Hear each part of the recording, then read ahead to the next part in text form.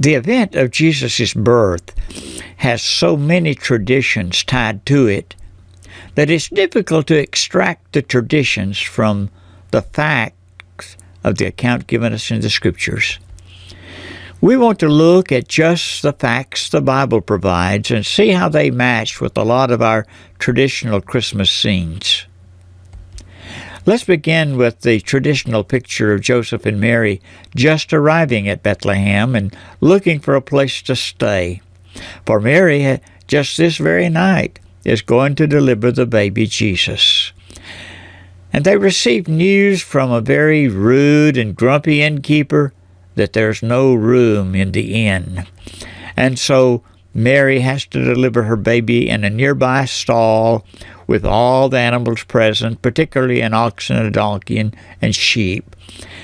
But let's look closer at the words of Luke. And it came to pass in those days that there went out a decree from Caesar Augustus that all the world should be taxed. And all went to be taxed, every one into his own city. And Joseph also went up from Galilee, out of the city of Nazareth, into Judea, unto the city of David, which is called Bethlehem, because he was of the house and lineage of David, to be taxed with Mary, his espoused wife. Let's notice that it says, while they were there. Now, that doesn't sound like they have just arrived. It sounds like they have been there a while, perhaps even weeks or a month. There's nothing there to indicate that there was a rude innkeeper. I don't think it's human nature for a man to be rude and mean to someone like Joseph and Mary, who were pregnant. But let's look at verses 3 and 4 closely. It says that Joseph went up, like everyone else was doing, to be taxed. And this indicates then that since Joseph was of the lineage of David, that he probably had property and perhaps even a house or a farm there in Bethlehem. Bethlehem would have just been a small Judean village about 6 miles south of Bethlehem at this time. Let's particularly notice the word here for inn. It is not the word that means a hostel, like where the Good Samaritan took the poor man who had been robbed and beaten in Luke 10:34. But it is the word that is used in Luke 22 that means a guest chamber, like the upper room where Jesus and his disciples observed the Passover. And the passage that there was no room in the inn could simply mean that other visitors were occupying the guest chambers, or more likely, that the guest chambers were so small that they didn't provide enough room for the delivery of a baby. There is a tradition that the place of Jesus' birth was a cave. The tradition of a cave, as Jesus' birth, is maintained today by the Church of the Nativity in Bethlehem, where tourists are taken down into a cave that is presented as the birthplace of Jesus. But notice that normal homes during this time were split level. The upper facility was the guest room. The lower level was split, the lowest being for the animals, and then a deck 2 or 3 feet higher provided space for family life. Another open view, we see the upper rooms and the level where the animals would be brought in and housed at night, and even provide in the wintertime some heat for the family.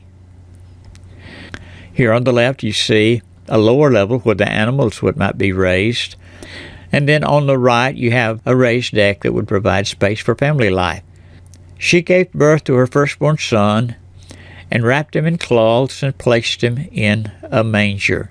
Most likely the manger was made out of stone like this because wood would be a premium in that day and time. In this recreated scene in a home near Bethlehem, you can notice the upper chamber. But also you can see that in this case there's a manger that is made out of wood. Here we see a baby wrapped in swaddling clothes by his Bedouin mother. While the word manger is mentioned, there is no mention of any animals. It is a place of animals, so they may have been present, but in the situation of a woman giving birth, I would suppose that they would be put outside. The ox and donkey are two animals predominantly pictured in nativity artwork. They are not mentioned in the text and only find their way in through Old Testament passages. And there were in the same country shepherds abiding in the field, keeping watch over their flock by night. And lo, the angel of the Lord came upon them, and the glory of the Lord shone round about them, and they were sore afraid. And the angel said unto them, Fear not, for behold, I bring you good tidings of great joy, which shall be to all people. For unto you is born this day in the city of David a Savior, which is Christ the Lord. And this shall be a sign unto you. You shall find the babe wrapped in swaddling clothes, lying in a manger. And they came with haste, and found Mary and Joseph and the babe lying in a manger. And when they had seen it, they made known abroad the saying which was told them concerning this child. Can you imagine the excitement that went throughout this village as the shepherds told the people of the village what the angels had relayed to them? About 40 days later, Jesus is presented at the temple. And because Joseph and Mary are poor and can't afford a sacrificial lamb, 2 young turtle doves or pigeons are offered as a sacrifice redeeming their firstborn son. Wise men, or magi, come to Jerusalem from the east. A star had appeared, which they understood announced the birth of an important new king, and they come to Jerusalem to see the king. The surprised king learned from his scribes that the Messiah is prophesied to be born in Bethlehem. The king sends them on their way after learning something about the timing of the star's appearance, and they may have been weeks or even months on the road to Jerusalem from the east. They depart Jerusalem for Bethlehem, and lo, they rejoice to see the star that they had seen in the east, now leading them south to Bethlehem. And it came and stood where the young child was. And they rejoiced with exceeding great joy. And when they were come into the house, they saw the young child with Mary his mother, and fell down and worshipped him. What a stir their presence must have excited in this little town of Bethlehem. The traditional view of the wise men being present at the same time with the shepherds is not correctly presenting the truth.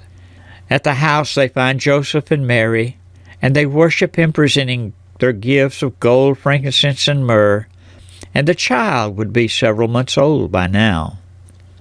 They are instructed by the Lord not to return through Jerusalem, and Joseph is told to take the child and his mother and flee to Egypt.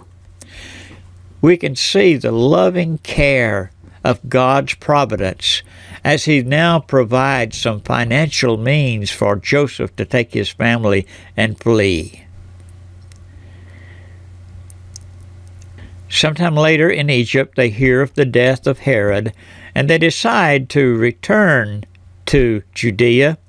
And from the wording, it sounds like that Joseph intended to return to Bethlehem, his hometown. But when they learned that Herod's son, who was even more vile and brutal than Herod, Joseph decides to continue on to Galilee, out of Herod's reach, and to reside there at Nazareth, Mary's own hometown. These are a few traditions that we've noticed, but I encourage you to read the text closely yourself and see the wonderful and joyful news of the birth of the Savior. And while the term "no room in the inn" may not accurately be presenting the correct picture, there is a great lesson still about there being no room for Jesus in the lives of many men and women today. Jesus was so welcomed by the common folk. It was people like Herod that hated him, even people like Herod today. But let's be sure that we make room for him in our lives.